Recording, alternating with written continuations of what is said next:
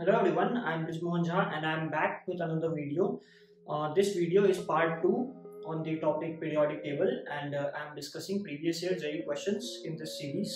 So if you haven't watched part 1, then please go and watch. Link will be in the description. Okay. So let's start with the first question over here. The correct order of atomic radii of carbon, cesium, aluminium and sulfur is. Okay. So यहाँ पे हम लोगों को क्या compare करना है? Carbon, caesium, aluminium and sulphur का atomic radii. Carbon, caesium,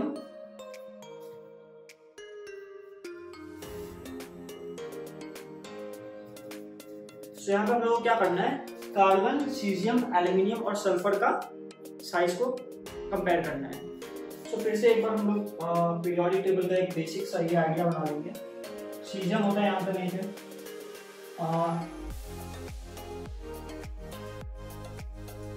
aluminium होता है यहाँ पे, कार्बन होता है यहाँ पे, सल्फर होता है यहाँ पे. सो इसका हम लोगों को साइज कंपेयर करना है. तो भैया यार डाउन द ग्रुप जाएंगे. Down the group size increases और अक्रॉस अगर ऐसे जाएंगे तो साइज डिक्रीज करता है. ठीक है. तो इससे क्या हम लोग को सिंपल दिख रहा है, सीजियम का साइज सबसे ज्यादा होगा.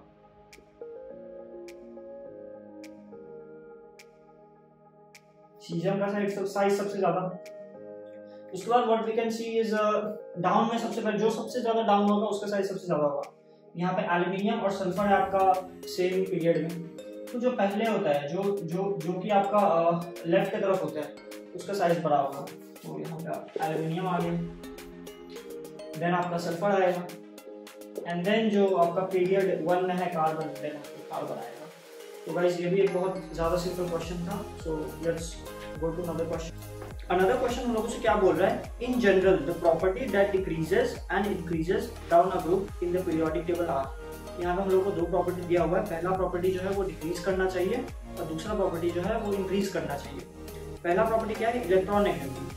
इलेक्ट्रॉन नेगेटिविटी जो है डाउन द ग्रुप जाएंगे तो इलेक्ट्रॉन नेगेटिविटी क्या होता है भाई? साइज बढ़ रहा है तो इलेक्ट्रॉन नेगेटिविटी क्या होगा? घटेगा. डिक्रीज कर रहा है इलेक्ट्रॉन नेगेटिविटी. और सेकेंड वाला क्या है? Atomic radius. Down the group atomic radius क्या है? एक शेल ऐड होते जा रहा है, तो एलिमेंट क्या होगा? बड़ा होगा ना.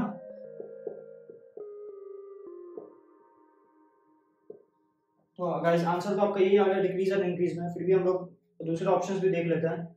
Electron negativity and electron gain enthalpy. Okay, तो इलेक्ट्रॉन नेगेटिविटी तो डिक्रीज हो रहा है. अब गाइस इलेक्ट्रॉन गेन एंथैल्पी जो है उसको हम लोग देखते हैं.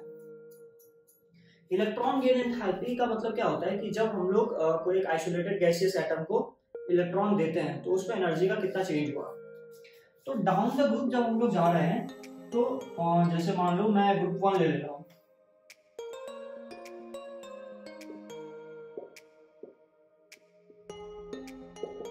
Lithium, sodium, potassium, rubidium, caesium and francium. ठीक है. लिथियम का क्या होता है? 1s2 2s1.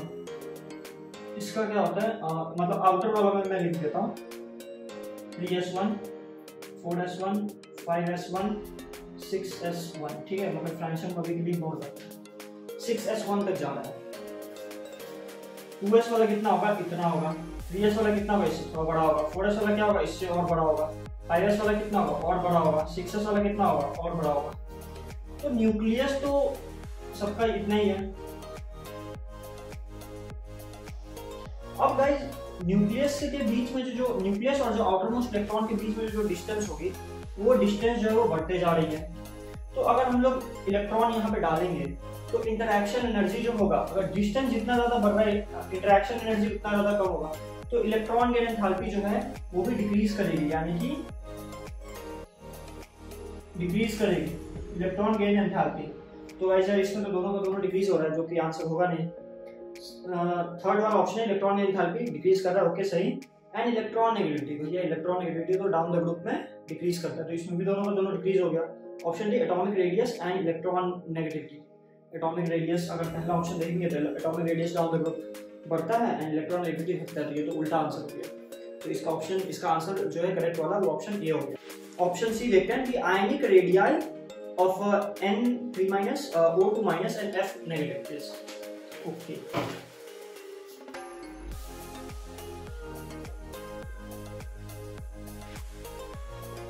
जिसमें आपको आयनिक रेडियाई दिया होगा, आप सोच रहे होगे भाई हमें कैसे याद होगा आयनिक रेडियाई, सब काम कैसे याद करेंगे, आपको इसमें याद नहीं कर रहा है। आप अगर इसको कंपेयर करना सीख जाओगे तो आपको आंसर आ जाएगा। इस टॉपिक से रिलेटेड क्वेश्चन मैं आपको पहले वीडियो में भी करवा चुका हूँ, तो इसमें आप सबसे पहले हम लोग देखते हैं। मैं आपको इसमें वो थ्योरी का पार्ट जो है वो मैं आपको फर्स्ट वीडियो में समझा दिया, तो मैं इसमें आपको डायरेक्ट क्वेश्चन दिखाऊंगा।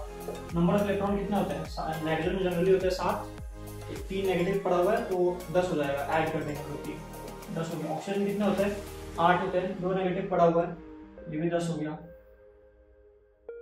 फ्लोरीन में कितना होता है 9 होता है, इसमें 1 नेगेटिव पड़ा हुआ है तो ये भी 10 हो गया। यानी कि आइसो इलेक्ट्रॉनिक स्पीसी है। आइसो इलेक्ट्रॉनिक स्पीसी होने से क्या होता है, जिसके ऊपर जितना ज्यादा नेगेटिव चार्ज वो उतना बड़ा, जिसके ऊपर जितना ज्यादा पॉजिटिव चार्ज वो उतना छोटा। एन के ऊपर 3 नेगेटिव चार्ज है, ओ के ऊपर 2 नेगेटिव चार्ज है, एफ के ऊपर 1 नेगेटिव चार्ज है, सिंपल एज दैट। अब इसका आंसर जो है, आंसर कैसे हो गया, सबसे बड़ा है आपका एन, तो सबसे पहले देखो सबसे बड़ा में एन कौन सा आ रहा है, ऑप्शन सी और ऑप्शन डी में आ रहा है आपका सबसे बड़ा वैल्यू सबसे पहले, एंड देन पहला ऑप्शन सबसे बड़ा होना चाहिए, दूसरा उससे छोटा, तीसरा सबसे छोटा। तो आपका ये किस में हो रहा है, ऑप्शन सी में हो रहा है, तो ऑप्शन सी हो गया आपका आंसर। ठीक है, मतलब इसकी आपको कोई वैल्यू वगैरह सब लर्न नहीं करनी है, इसको बस आप कंपेयर करना सीख जाओगे तो हो जाएगा। एंड अब ऐसा क्वेश्चन अगर आ गया एग्जाम में तो आप तो देख ही कर लोगे कॉन्सेप्ट तो आपको। नेक्स्ट क्वेश्चन देखते हैं, which of the following alkaline earth metal sulphates has its hydration enthalpy greater than that it's lattice enthalpy. Okay, इसमें आपको 4 अल्कलाइन अर्थ मेटल के सल्फेट्स दिए हुए हैं, तो आपसे पूछा हुआ है किसका हाइड्रेशन एंथैल्पी जो है उसके लैटिस एंथैल्पी से ज्यादा होगा। अब गाइस मैं आपको लैटिस एंथैल्पी और हाइड्रेशन एंथैल्पी के बीच में फर्क बता देता हूँ। और लैटिस एंथैल्पी को हम लोग कैसे डिफाइन करते हैं, lattice enthalpy is defined as the energy required to break 1 mole of crystal lattice. यानी कि अगर कोई कंपाउंड मान लो कॉपर का, अगर हम लोग सीधा लैटिस उठा लिए तो 1 मोल उसका लैटिस को तोड़ने में जितना एनर्जी लगेगा उसको बोलते हैं लैटिस एंथैल्पी। और हाइड्रेशन एंथैल्पी किसको बोलते हैं, 1 मोल अगर हम लोग कोई एलिमेंट लिए उसको पानी में डाल दिए तो वो 1 मोल को हाइड्रेट होने में कितना एनर्जी लगेगा उसको बोलते हैं हम लोग हाइड्रेशन एंथैल्पी। ओके, तो हाइड्रेशन एंथैल्पी जो होती है वो साइज के ऊपर डिपेंड करती है। केटायन का साइज जो है वो जितना छोटा होगा उसका हाइड्रेशन एंथैल्पी उतना ज्यादा होगा। तो ऑप्शन क्वेश्चन में आपको पूछा हुआ हाइड्रेशन एंथैल्पी किसका ज्यादा होना चाहिए, लैटिस एंथैल्पी से। तो हाइड्रेशन एंथैल्पी सबसे ज्यादा किसका होगा, जिसका केटायन सबसे छोटा होगा। तो आप लोग देख लो इसमें सबसे छोटा वाला केटायन कौन सा है, एक है कैल्शियम सल्फेट, दूसरा है बेरिलियम सल्फेट, तीसरा है बेरियम सल्फेट एंड चौथा है स्ट्रोंशियम सल्फेट। ओके, सबसे छोटा कौन सा होता है, टॉप टू बॉटम जो है साइज इंक्रीज करती है, तो जो सबसे पहला एलिमेंट होगा बेरिलियम वो सबसे छोटा होगा, दैट इज उसका हाइड्रेशन एंथैल्पी सबसे ज्यादा। Okay, so answer is option B. अब मैं आपको ये समझा देता हूँ हाइड्रेशन एंथैल्पी वर्क कैसे करती है।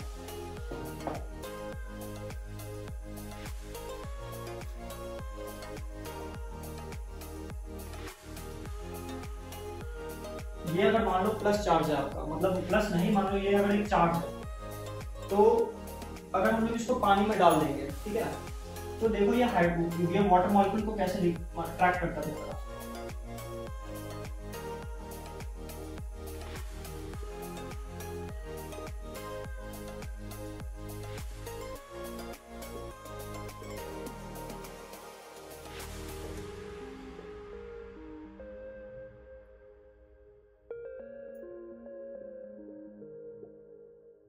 दोनों के बीच में डिस्टेंस देख रहे हो कितना कम है, तो यहाँ पे ऐसे ऐसे ये सब रिपीट करते चला जाएगा।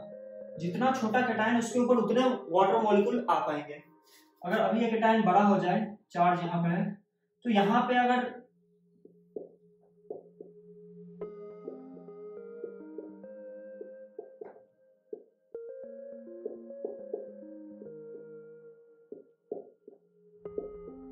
यहाँ पर जो इन लोग के बीच में जो इंटरेक्शन एनर्जी होगा या अट्रैक्शन पावर वो उतना ज्यादा नहीं होगा। क्योंकि ये डिस्टेंस देख लो ना कितना ज्यादा बढ़ रहा है, इसमें डिस्टेंस इतना कम है, यहाँ पे ये बहुत बड़ा इसका हाइड्रेटेड रेडियस हो जाएगा। अब हाइड्रेटेड रेडियस क्या होता है, जब एक कैटायन को चारों तरफ से वाटर मॉलिक्यूल घेर ले तो एक बड़ा सा मतलब एक स्फेरिकल टाइप का कोई एक चीज बन जाता है, वो वाटर मॉलिक्यूल से घिरा हुआ। इसको इसका जो रेडियस होता है उसको हम लोग बोलते हैं हाइड्रेटेड रेडियस। तो इसका हाइड्रेटेड रेडियस कम होगा। अब मैं एक और बता दूं, अगर इतना सा चार्ज है, इसका अगर हाइड्रेटेड रेडियस अगर बनाएंगे वो इतना बड़ा होगा, और अगर कोई इतना सा चार्ज है, मतलब ये तो सेम हो गया, कोई एक इतना सा चार्ज है, इसका हाइड्रेटेड रेडियस बनाएंगे तो वो इतना ही होगा, ठीक है। तो हाइड्रेटेड रेडियस इतना ज्यादा फर्क पड़ जाता है। बट 10th वाला क्वेश्चन, मतलब नेक्स्ट क्वेश्चन जो है ये बोल रहा है which among the following is the most reactive. एक है Cl2, एक है I2, एक है Br2, एक है ICl। ओके,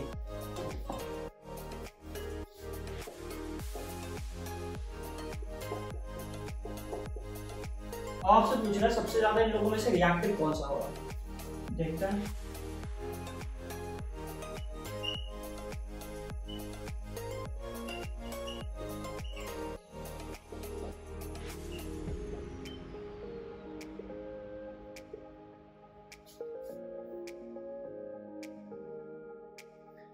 इस केस में आप एक चीज देख लो कि दो Cl एलिमेंट, दो Cl के एटम है, उनके बीच में एक बॉन्ड है।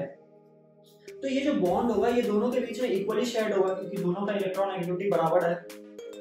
सेम केस होगा Br का, सेम केस होगा I का, लेकिन इसका नहीं होगा, इसका नहीं होगा। इसके तरफ थोड़ा सा ज्यादा पुल होगा बॉन्ड का, क्योंकि Cl जो है वो ज्यादा इलेक्ट्रॉन नेगेटिव है। तो इसको तोड़ने में हम लोगों को एनर्जी लगेगी, ज्यादा लगेगी। इसको भी तोड़ने में एनर्जी ज्यादा लगेगी, इसको भी तोड़ने में एनर्जी ज्यादा लगेगी, लेकिन इसको नहीं लगेगी। क्यों? क्योंकि Cl अपने तरफ ज्यादा इलेक्ट्रॉन्स को मतलब ज्यादा पुल कर रहा है। तो इसके लिए ये जो है सबसे ज्यादा रिएक्टिव हो जाएगा, क्योंकि हम लोग इसको थोड़ा सा मतलब एनर्जी देंगे ये टूट जाएगा, इसलिए ये बहुत ज्यादा रिएक्टिव है। तो गाइस इसमें आपको क्वेश्चन पूछा which of the following has the highest boiling point. तो गाइस इसका आंसर क्या होगा, जब हम लोग डाउन द ग्रुप जाते हैं नोबल गैसेस के एलिमेंट्स में, तो उसका डाइपोल डाइपोल इंटरेक्शन जो है वो बढ़ जाता है, जिसके कारण लंडन फोर्सेस बढ़ जाती है, यानी कि कंपाउंड जो है वो स्टेबल होने लग जाता है। तो इसके वजह से डाउन द ग्रुप जाने पर बॉइलिंग पॉइंट बढ़ जाएगी। तो कैसे क्या होता है noble gas element, helium, neon, argon, krypton, xenon, radon. तो यहाँ पे सबसे नीचे वाला कौन सा है, ज़ेनॉन है, दैट इज ऑप्शन डी। तो ऑप्शन डी होगा इसका आंसर। 12 है the first ionization potential of sodium is 5.1 electron volt, the value of electron gain enthalpy of Na+ will be. Okay,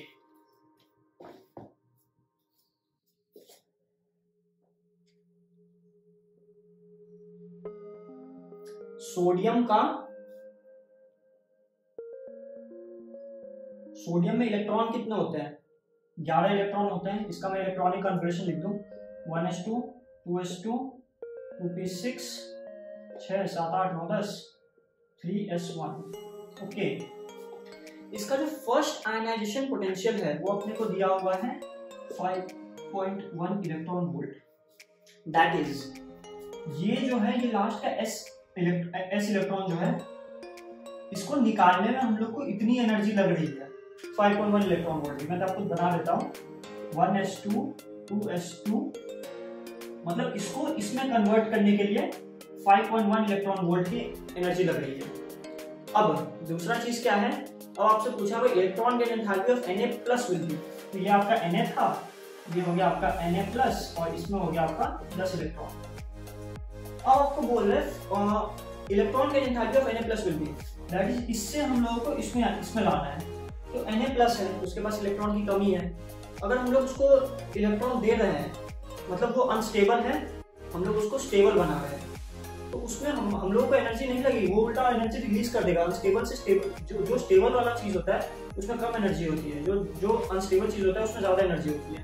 तो ये ज्यादा एनर्जी से कम एनर्जी में आ रहा है, दैट इज एनर्जी रिलीज करेगा, दैट इज आंसर नेगेटिव में आएगी। तो इससे इसमें आने में तो इतनी ही एनर्जी का चेंज होगा 5.1 इलेक्ट्रॉन वोल्ट, लेकिन ये एनर्जी रिलीज कर रहा है इसलिए यहाँ पे एक नेगेटिव आ जाएगा। तो आपका आंसर हो गया negative of 5.1 electron volt. Next question आपका, identify the least stable ion among the following. अब इनमें से आपको जो सबसे लीस्ट स्टेबल आयन है उसको ढूंढना है।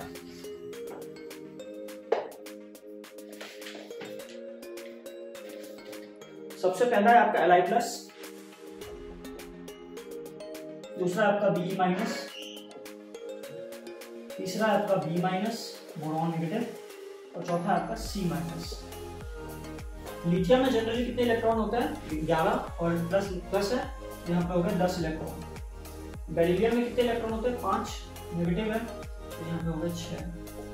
बोरॉन में बेरिलियम में नहीं होते, मैं बेरिलियम को बोरॉन के साथ कंफ्यूज कर दिया था। बेरिलियम में होते 4 इलेक्ट्रॉन, तो एक नेगेटिव आ गया, तो यहाँ पे हो गए 5 इलेक्ट्रॉन। बोरॉन में कितने होते हैं? 5 होते हैं, तो और एक ऐड हो गया, तो यहाँ पे हो गया 6। कार्बन में कितने होते हैं?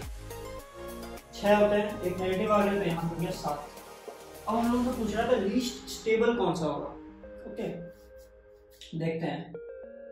लिथियम में 10 नहीं होता है, लिथियम में 3 होता है, तो एक इसने लूज कर लिया, तो यहाँ पे आपका 2 हो गया।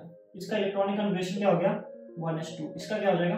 1s2 2s2 2p1, 1s2 2s2 2p2, 1s2 2s2 2p3, 3 4 5 6 7। Okay, सो अब इसमें से देखो सबसे लीस्ट स्टेबल कौन सा है? इसमें लास्ट वाला है आपका S में आपका दोनों फील्ड है, वेरी स्टेबल। लास्ट में आपका P में बस एक फील्ड है, नहीं भैया ये तो इसको लूज करना चाहेगा, दैट इज वेरी अनस्टेबल। इसमें आपका P में 2। ओके स्टेबल है, अभी इसको एक मिल जाएगा, ये स्टेबल हो जाएगा, वेरी स्टेबल। तो आपका ऑप्शन आ जाएगा बेरिलियम नेगेटिव जो है वो सबसे लीस्ट स्टेबल है। अब आपका नेक्स्ट क्वेश्चन क्या बोल रहा है? This set representing the correct order of first ionisation potential is. आपको इसमें फर्स्ट आयनेशन पोटेंशियल का ऑर्डर बताना है, मतलब 4 ऑप्शन दिए हुए हैं, उसमें से कौन सा वाला ऑर्डर सही है। पहला ऑप्शन मैं देख लूं, ऑप्शन ए क्या बोल रहा है? पोटेशियम, सोडियम, लिथियम, ठीक है। ओके, ग्रुप 1 एलिमेंट्स है। ग्रुप 1 एलिमेंट्स क्या होता है? ओके, ये हो गया पोटेशियम, सोडियम रहा ये, लिथियम रहा ये। डाउन द ग्रुप जो है फर्स्ट आयनेशन एंथैल्पी डिक्रीज करती है, मतलब डाउन द ग्रुप जो है आपका आयनेशन एंथैल्पी जो है वो डिक्रीज करती है। लेकिन यहाँ पे क्या दिया हुआ है? पोटेशियम का सबसे ज्यादा है, देन सोडियम का, देन लिथियम का। भैया ये तो साफ साफ गलत है, पाप हो गया। और दूसरा ऑप्शन डी क्या बोल रहा है? Beryllium, magnesium, calcium.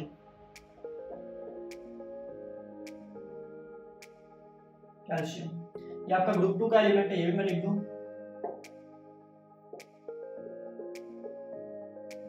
Beryllium, magnesium, calcium, strontium, beryllium. Okay, इसमें भी जो डाउन द ग्रुप जो है वो डिक्रीज करेगी, तो इसमें क्या दिया आपका? बेरिलियम का सबसे ज्यादा, then magnesium and then calcium.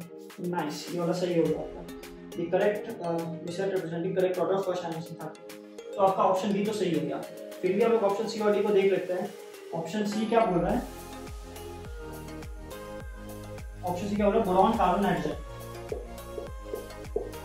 Okay, तो ये जो है आपका अक्रॉस द पीरियड वाला याद आएगा, तो पीरियड 1 का एलिमेंट ये मैं लिख देता हूँ। बोरॉन होता है, उसके बाद होता है कार्बन, उसके बाद होता है नाइट्रोजन, उसके बाद होता है ऑक्सीजन, उसके बाद होता है फ्लोरीन। तो यहाँ पे क्या हो जाता है? आयनेशन यहाँ से यहाँ तक जाते जाते साइज जो है वो डिक्रीज करती है और न्यूक्लियर चार्ज जो है वो बढ़ता है, तो आयनेशन एंथैल्पी जो है वो बढ़ेगी। दैट इज नाइट्रोजन का सबसे ज्यादा होगा, देन कार्बन का होगा एंड देन बोरॉन का होगा। दैट इज आयनेशन एंथैल्पी घटनी चाहिए, लेकिन ये तो ऑर्डर साफ साफ गलत दिया हुआ है। अब ऑप्शन डी देखते हैं, इसमें क्या देगा? Germanium, silicon and carbon. इसमें ये जो है आपका ग्रुप 14 हो गया, carbon, silicon, germanium, tin and lead. इसमें भी जो आपका down the group ionization enthalpy जो है वो डिक्रीज करना चाहिए, लेकिन यहाँ पे क्या दिया हुआ है? जर्मेनियम का सबसे ज्यादा, देन उससे कम सिलिकॉन का, देन उससे कम कार्बन। साफ साफ गलत है। जर्मेनियम का सबसे कम होगा और उससे ज्यादा होगा सिलिकॉन का, उससे ज्यादा होगा कार्बन का, ये भी गलत है। ऑप्शन बी आपका सही हो गया। अभी आपका रेडियाई वाला क्वेश्चन आ गया। रेडियाई वाला क्वेश्चन क्या बोल रहा है? इसमें भी आपको 4 ऑप्शन दिए हुए हैं, उसमें आपको रेडियाई वाला कंपेयर करना है। तो मुझे तो सबसे पहले ये चार्ज वाला रेडियाई देखने में बहुत अच्छा लगता है।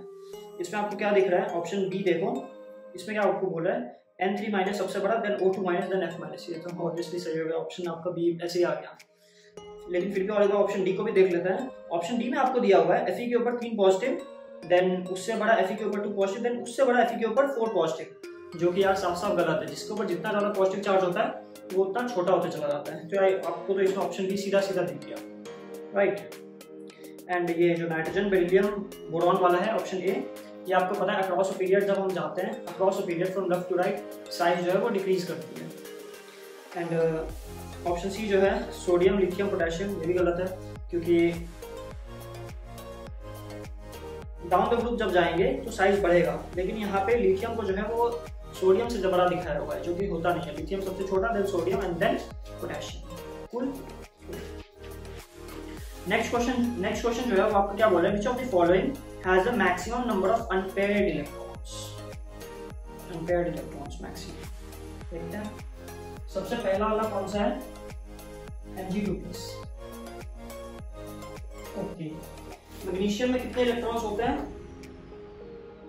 वहाँ पर 11, इसमें हो जाता है 12 इलेक्ट्रॉन होते हैं। इसका हम लोग फिल करते हैं 1s2 2s2 2p6 6 7 8 9 10 3s2। Okay, 1s2 2s2 2p6 3s2 6 7 8 9 10 11। भैया ये तो फुल्ली फिल्ड हो गया, लास्ट वाला सब के सब फिल्ड है। जैसे पी में आपका 6 आता है, एस में 2 आता है, इसमें सेम वही है। तो इसमें तो अनपेयर्ड इलेक्ट्रॉन्स हैं नहीं। क्वेश्चन आपको बोला है maximum number of unpaired electrons किसमें होंगे।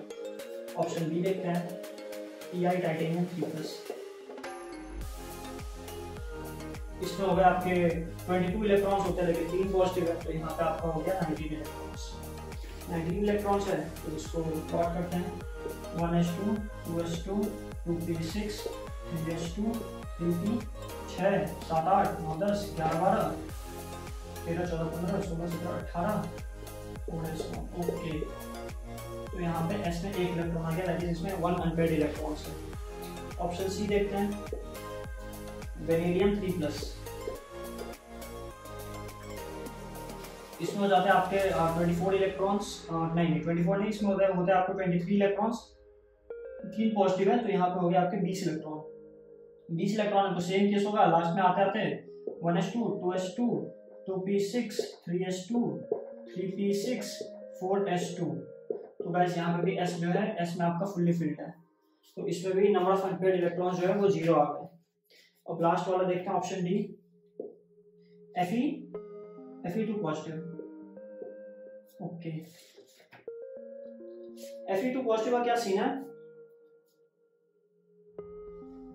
इसमें आपका हो जाता है 26 इलेक्ट्रॉन होता है, लेकिन इसके ऊपर दो पॉजिटिव पड़ा हुआ है, तो यहाँ पे 24 इलेक्ट्रॉन्स होंगे। तो यहाँ तक तो सेम चलेगा, 1s2 2s2 2p6 3s2 3p6 4s2 20 तक तो यहाँ आ गया, एंड 3d4